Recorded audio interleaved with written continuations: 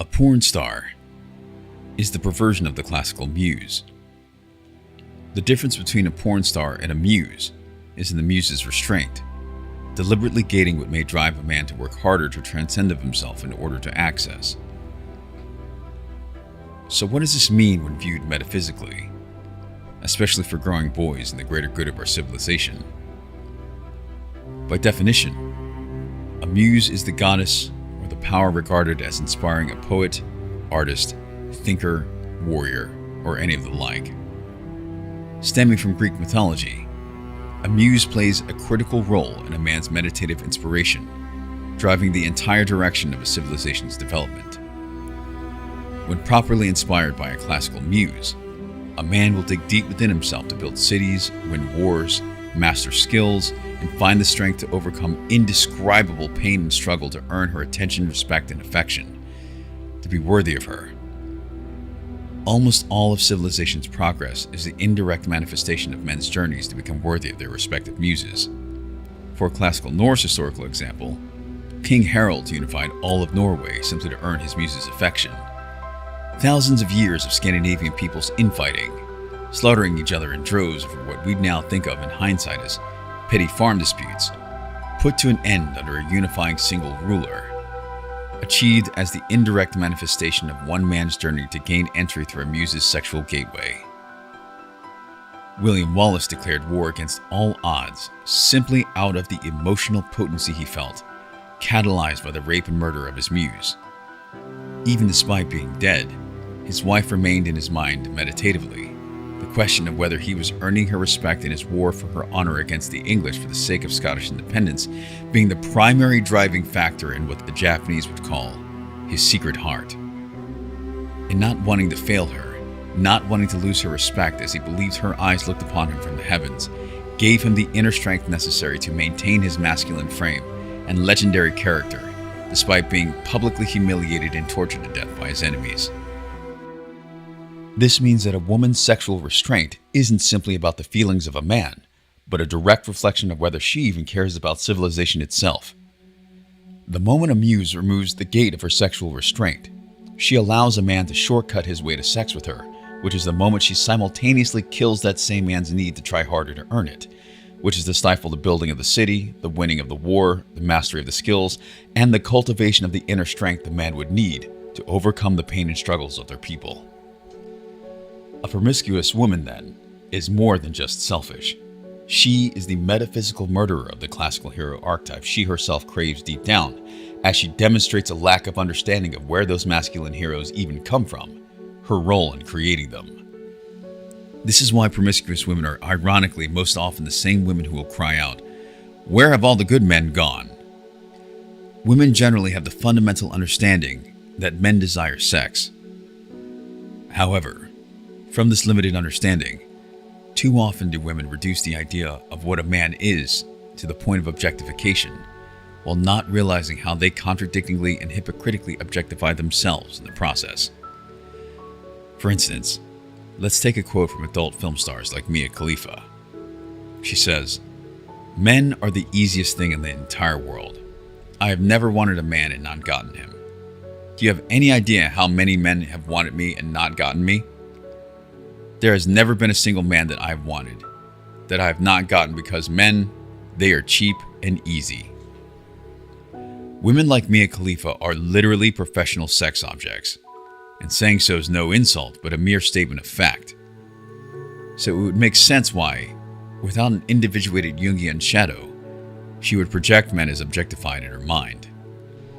That is the bubble of their reality within which they protect their senses of selves, lest the heavier reality that would come with a deeper and more genuine understanding of masculinity would become too heavy for such women to emotionally bear, because a deeper understanding would lead to the realization of what kind of women they have really become in the eyes of men, and what that permanently means about their love lives thereafter.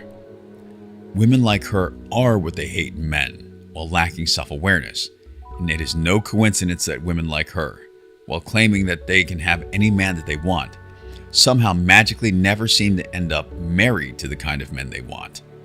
Coincidence? No shot. But this article isn't about criticizing promiscuous women. It is about bringing the best out of young boys as they turn into men. Allow me to explain. I am mixed race.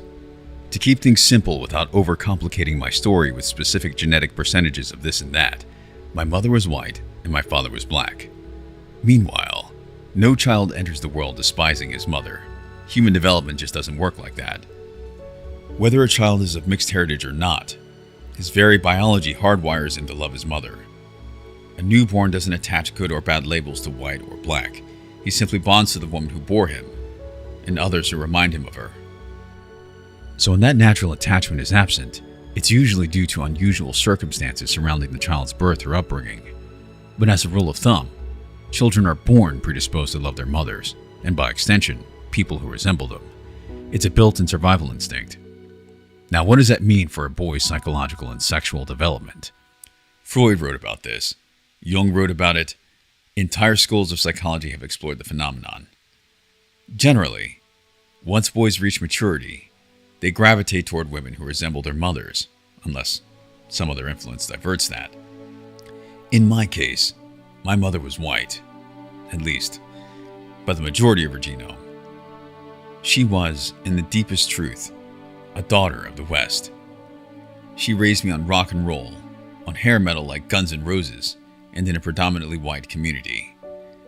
So when I hit my adolescent to teenage years, it was almost automatic. No shock at all that, when given the choice of posters with which to decorate my wall, I picked Britney Spears. That was the late 90s to early 2000s. It was typical for Western boys at the time. But let's pause and think about that for a moment. Without realizing it, I had chosen Britney Spears as my muse. What does that mean, psychosexually? Because actions speak louder than words, my teenhood pubescent erections for this muse, or others like her, psychoanalytically implied that I was asking these questions subconsciously and existentially, such as, what would it take to earn this woman's respect, affection, and loyalty? How can I earn access to her eggs? Note the very specific use of wording here.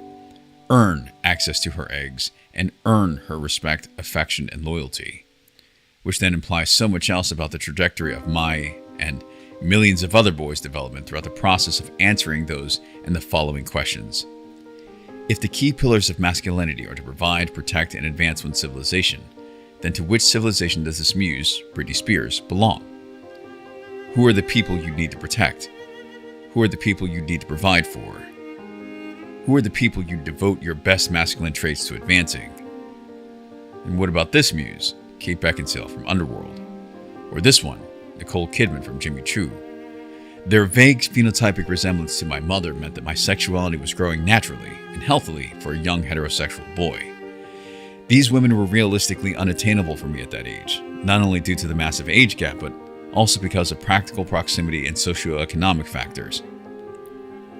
But as inspired by these muses, how would answering those existential questions about earning their respect, affection, loyalty, and eggs manifest if I had converted that sexual energy into working hard enough to bring those answers into fruition?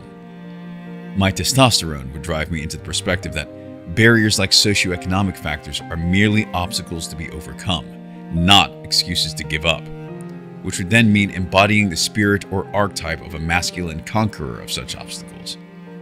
It would mean becoming physically fit, financially secure, emotionally strong, etc., as necessary to be a sexually competitive enough male at a high enough level of society for such a woman to look up to me with genuine respect, critical for her devotion, loyalty, and access to her eggs.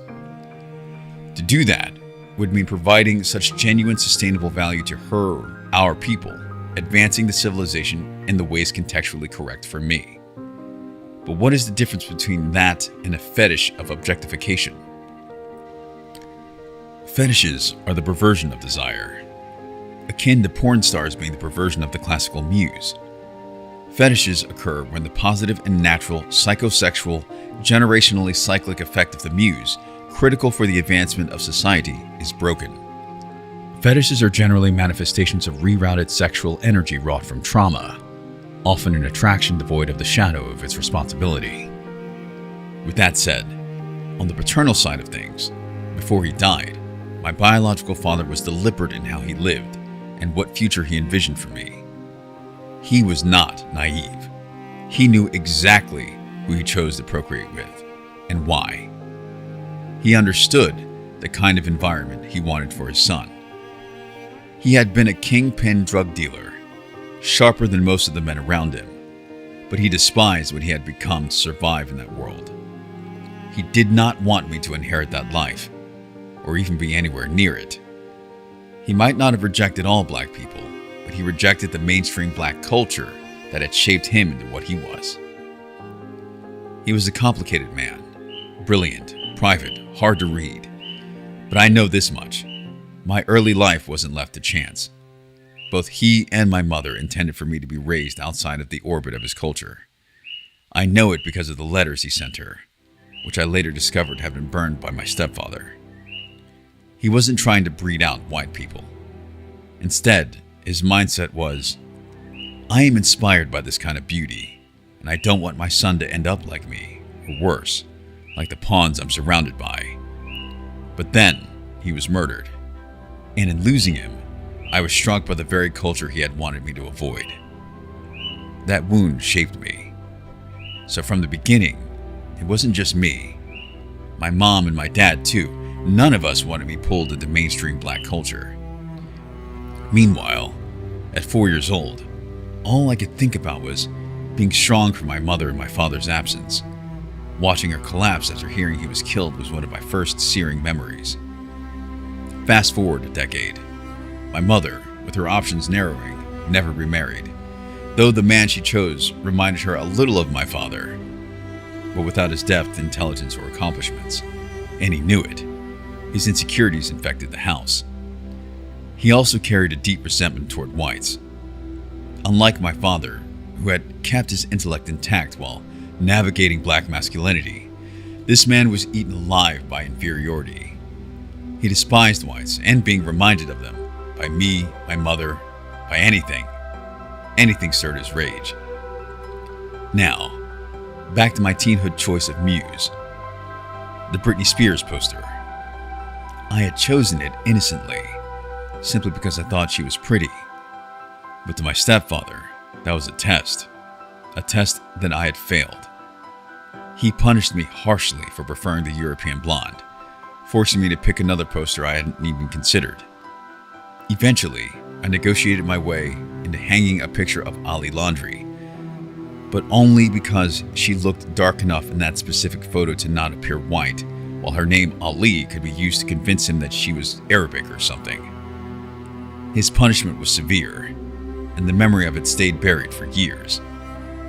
So what happens to a boy who's forbidden from embracing one side of his own roots, punished for gravitating toward the very Western women who gave birth to him, and simultaneously traumatized by the culture that killed his father?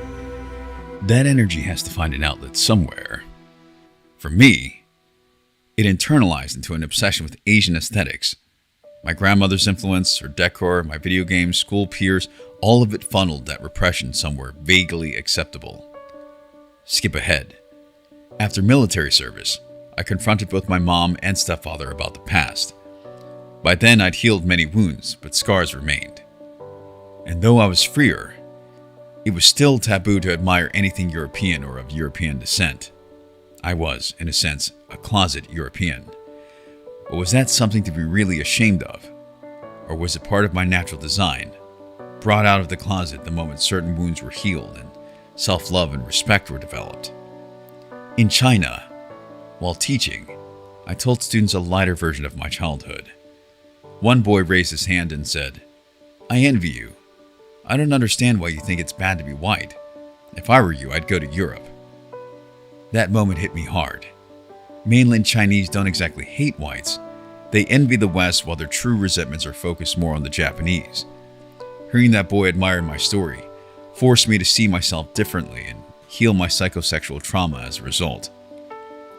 Later, in the Chinese mountain village, an elder told me something similar. "You don't belong here. You're welcome here, but this isn't your destiny. You should live among your people. You should put your potential into them. He wasn't cruel about it. He said he'd accept me if I stayed, but he would be disappointed. A year later, I met the woman who would become my wife. Little by little, the repression cracked as my psychosexual trauma healed. The turning point came when I chose to take full responsibility for her well-being. The decision to serve her as a man should by such devotion of my masculine traits, protecting her, providing for her, etc. That choice led me into trials that re-broke the inner psychosexual bones to finally heal properly. Like digging deep to build an international business necessary to provide for her, to confront a violent gang, or using my body as a shield for her during a small avalanche. The power of her effect as my adulthood muse, forcing me to become my best self. It would manifest into this. All of that energy I'd been forced to repress since that Britney Spears poster came pouring out, as though a levee had broken.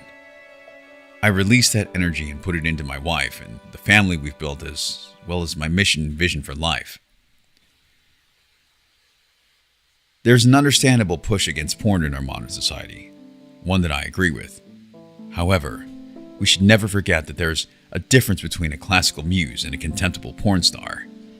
The difference between them is the gateway of self-respect and restraint the woman in question would have in the way that she presents herself, which would force the man to earn her respect and attraction enough in order to willfully grant him access to her eggs first, which indirectly leads to the positive advancement of our entire civilization. Think of countless good men at war, whose wives and girlfriends are their respective muses, that they keep a picture of to meditate on to draw the inner strength to overcome the enemy another day. The women who inspire their reasons to come home, rather than give up and surrender to either the enemy overseas or the depression within. This is the opposite of what porn and promiscuity do, which grants a man direct access to her eggs without barrier, requiring value provided to a civilization to access, either literally or vicariously. Do not throw the baby out with the bathwater due to a feminine lack of understanding of masculinity. Do not destroy the muse in your attempt to destroy the whore. Let your boy have his muse, just not the porn star. A muse makes a man willing to transformatively suffer for the greater good of his civilization. A whore prevents a man from seeing why suffering is worth it.